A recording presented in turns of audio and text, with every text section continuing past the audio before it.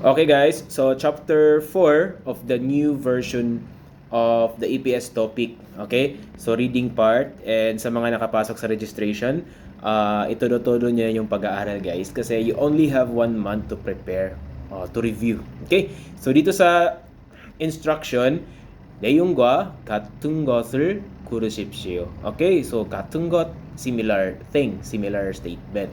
So dapat isa dito sa mga choices is similar sa kung ano man yung sinasabi dito sa paragraph. Okay, so first sentence tayo. So 한국인들은, okay, so 한국인 is Koreans. Okay, so Koreans, 한국인들은, yung 들 dyan guys, ano lang yan, no? Pang plural form or mga sa Tagalog. For example, 학생, di ba, student? 학생들, mga students or students. Okay? So, 한국인들은 yung mga Koreans daw, 대부분. Okay? So, majority, karamihan, 집안에서, okay? 집안에서. Okay? So, 집안, inside the house, 에서. Okay? Inside the house daw, 집안에서 신발을 벗고, okay? So, 신발을 벗다, meaning guys, 신발 is shoes and 벗, yung 벗 dyan means to take off. Okay? And 생활하며. So meaning yung mga Koreans daw, they take off their shoes inside the house, no? And they live 바닥에 앉아서. Okay, so in the floor, 앉아, sit. So they sit on the floor. 식사를 하거나 TV를 보기도 합니다. Okay, so yung ibig sabihin nito guys is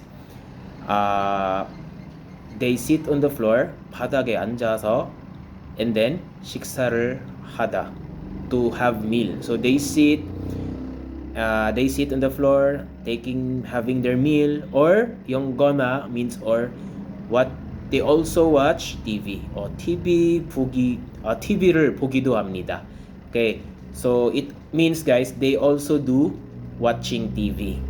Okay, so yan po yung ibig sabihin ng first sentence natin.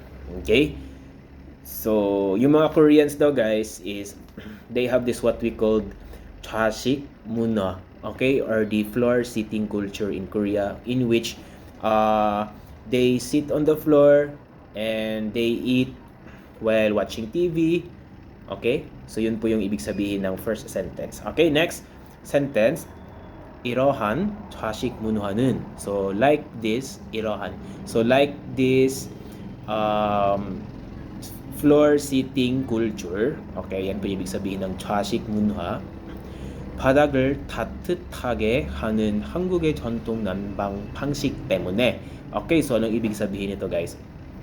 So this kind of floor sitting culture daw, 이러한 좌식 문화는, yan, it is because of yung 때문에 dyan. Okay, it's because of the 방식, the method. Okay, method daw of nanbang. Nanbang means heating system. So heating system method. Then 전통 is ano ito guys? 전통, traditional heating system method. Okay, it's because of the traditional heating system method of Korea that makes the floor warm. Yun po yung ibig sabihin. Okay, 바닥을 따뜻하게 하다, meaning to make the floor warm. So meaning, yung pag-uupo-upo ng mga Korean sa floor ay dahil daw yan sa traditional heating system method ng Korea, no? Na umiinit yung kanilang floor. Okay? So, when I was also in Korea, guys, I also experienced this kind of yung umiinit na floor, no? Normal lang yan doon, may heater dapat, especially pag winter, no? Kasi malamig sa paa pag wala. Okay? Then 생겨난 것으로 현대에도 지속되고 있습니다. Okay, so 현대 guys is modern time or these days, ganun. 지속되고 있습니다. So it continues. So nagpapatuloy pa rin siya. 지속되다 means to be continued. Okay? So, continuous daw siya even ngayong modern times, no? As it came into its existence. Ganun po. Yun po yung ibig sabihin ng statement na yan. Okay? Then, last sentence, medyo mahaba siya guys. 밖에서 주로 소파나 의자에 앉아 생활하는 젊은 사람들도 okay, ano ibig sabihin nito guys? So, 밖에서 outside, 주로, usually, sofa, or 의자에 앉아. Okay, so sitting on the chair or in the sofa, usually outside. Okay? 생활하는 젊은 사람들도. So, 사람들도 also daw yung mga tao na bata, young, 젊은 사람, meaning young people. Also daw those young people who live they sit on the floor, they sit on the chair or in sofa, usually in outside. So sa labas, sa sofa sila or sa chair sila umuupo. Yun po yung ibig sabihin yan. Then, 집안에서, inside the house naman, pag nasa loob ng bahay, 집안에서, 자주, usually, or often, madalas, 따뜻한 바닥에, so in a warm, 따뜻하다, warm, in a warm floor, 앉아. They sit in the warm floor. TV를 보거나, okay, so watching TV or 쉬기도 합니다. They also rest. Yun po yung ibig sabihin ng guys. So, yung mga young people daw, pag sa labas, sa sofa or sa chair umuupo, pero pag sa loob na ng bahay, doon na sila sa warm floor umuupo, nanonood ng TV or nagre-rest. So, yun po yung ibig sabihin ng last sentence. So, napakahaba ng sentence niya guys. And if hindi ka po if marami ka pa pong mga hindi alam na grammatical structures and vocabularies, so it can be really confusing and it can be really difficult to understand. Okay, so that's why I suggest mag-try din kayo mag-ipon ng mga vocabularies as well as grammatical structures, no? Para pagdating sa examination, sureball tayo na one take na lang. Okay? So ngayon, hahanap tayo dito ng correct statement. Okay? So, number 1, 좌식 문화는 한국의 전통 생활 방식입니다. So, ano ibig sabihin yan, guys? So, yung floor seating daw, 좌식 문화, 한국의 전통 생활 방식. So, meaning, Korea's traditional way of living. Yun po yung ibig sabihin yan. Yung floor seating. So, traditional ba yan, guys? Yes, no? Actually, it's traditional. Tradition nila. Kasi sabi dito,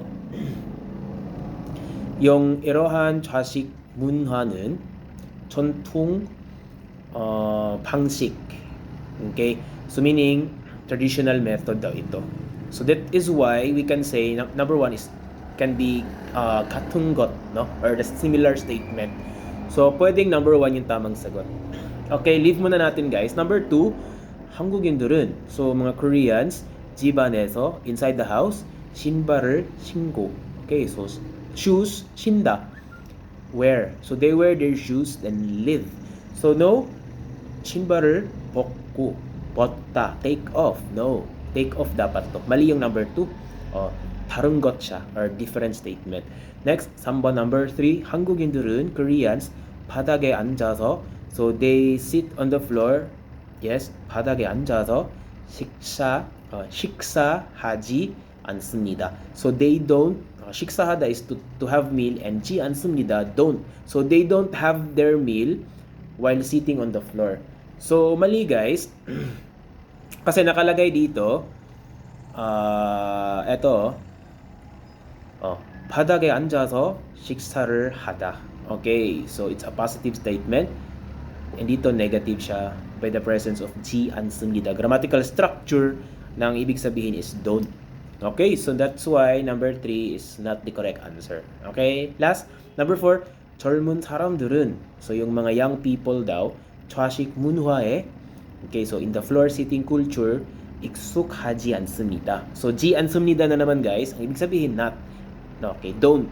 So, they don't or they are not 익숙하다. Okay, meaning sanay, no? To get used to. So they are not, or hindi sila sanay, okay?